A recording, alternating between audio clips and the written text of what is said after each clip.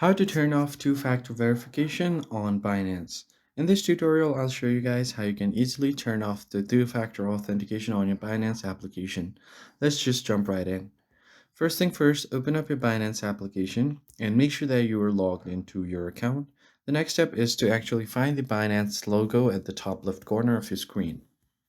Once you get here, you'll find your profile name or profile ID. Just tap on it and then you'll be taken to your account center. Now on this page, you will find security option right below verifications. And then from here, you will find security two-factor authentication.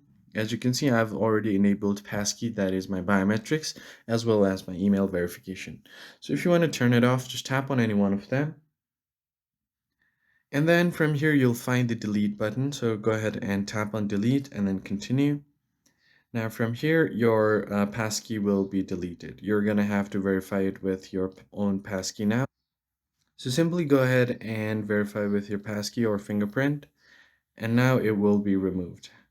So if I go back, as you can see here, the passkey has been removed. You can do the same for email. If you want, you can change your email verification, and then you should be good to go. That's how you turn off two-factor verification on Binance. I hope this tutorial was helpful to you guys. I'll see you on the next one.